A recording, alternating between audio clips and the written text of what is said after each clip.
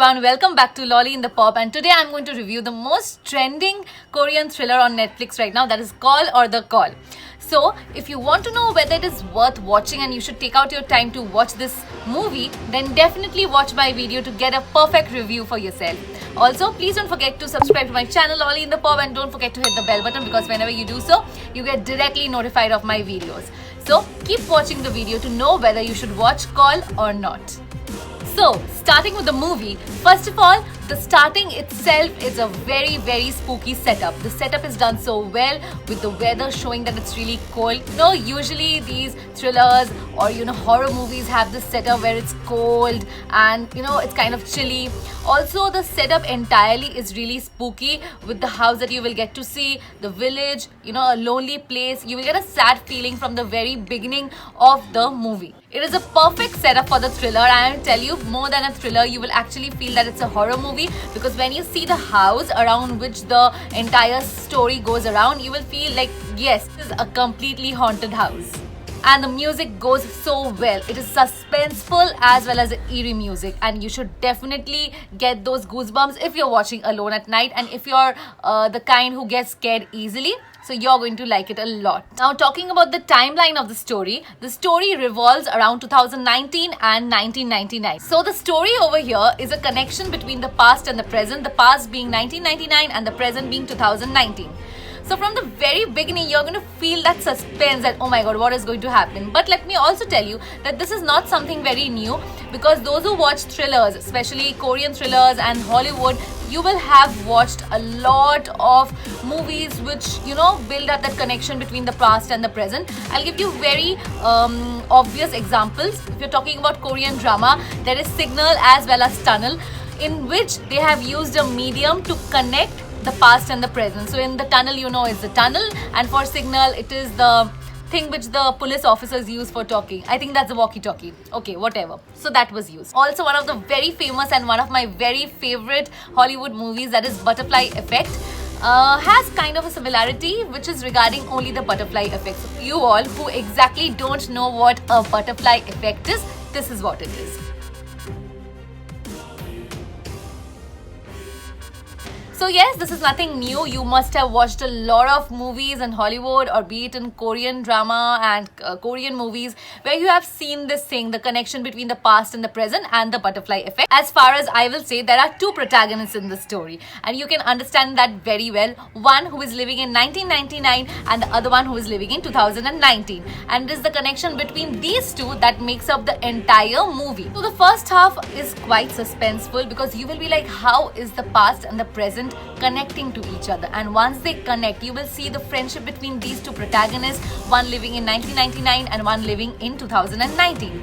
Also, you will understand that there is a lot of emotion and a lot of sadness and a lot of evil activities going around these two. Also, you will get to know how the friendship of these two and how the communication has led to the events one after the other, which you're going to watch in the movie. Over here, one thing that I'm going to tell you is that you're definitely going to mistake the villain as a victim at first, but then things are going to change drastically later on. So I'm going to tell you what are the things which are involved in the series. There is shaman. I don't know if I'm pronouncing it correct or not, but shaman or shaman. So there is occult activity, there is personality disorder, then there is psychological problem, and a lot of killing, a lot of blood you will get to see, but nothing directly. None of the murders have been shown directly on the screen, but you will definitely understand the murder. The action is really great in the movie, and it is very realistic. Nothing which is not possible to be done in real life. So the action is really realistic. So not giving out any facts or spoilers, I'm just going to tell you that you will understand that how the change of events in the past leads to the change of events in the present, and vice versa. Now, if you would ask me to rate it out of 10, I would rate this 6.5, because there are a lot of flaws in this movie. As soon as the first half is over and everything that you wanted to happen actually happened, the second half gets predictable towards the end. Towards the end, you will be like, yes, I knew this is going to happen. Both of the protagonists have acted so well. There is nothing wrong or no flaws in the acting, not at all. If I talk about flaws, it is just in the movie, which I'm going to talk about after some time. I like how the edits have taken place in the movie, how everything, like when they are showing the butterfly effect happening, how they have changed the entire surroundings and how it leads to the new setup or the new space. So that is really interesting. Edit was not too over the top where, you know, a whirlpool is shown or something is shown and the character just goes inside, and nothing like that. The effect was very nice, very calming. So I really like that. So I would suggest you to watch this movie from a mindset like, yes, I am going to enjoy this movie, or let's just watch what happens. Now if you go into facts and if you start judging like how could this happen or how could this happen, then this movie is going to have a lot of flaws. So I would tell you to avoid that and just enjoy the suspense and enjoy the thriller, rather than taking the facts into place and starting to judge the movie by the facts. So please avoid the facts when you're watching this movie.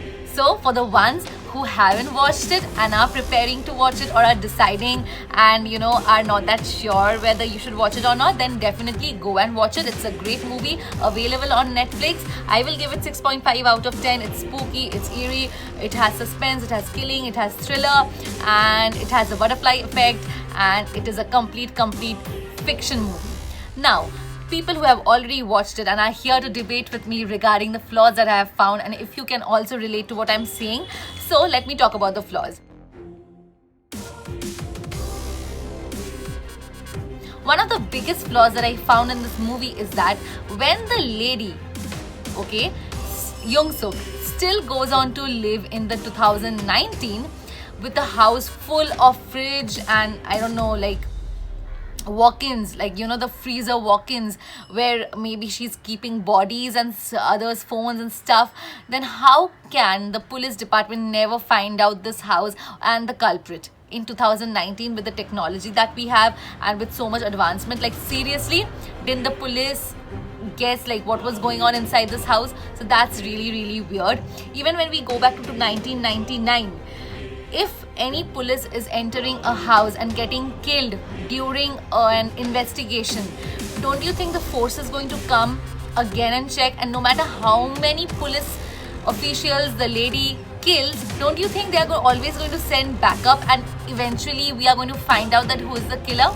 But this didn't happen here. So facts, what was the police department doing? Just going and taking down notes and getting killed? Like, seriously? So this is one of the biggest flaws that I found in the movie. Like, how come it was so difficult to catch the culprit when the culprit was just at home killing bodies and keeping them in her freezer? Don't wait for a sequel for this movie, because I tell you, if a sequel comes out for this movie, it's going to get really boring.